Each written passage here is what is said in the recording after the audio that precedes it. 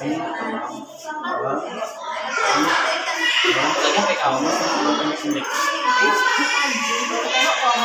itulah tadi cara mengedukasikan suatu persepsi, kami bisa menerapkannya di rumah. Terima kasih.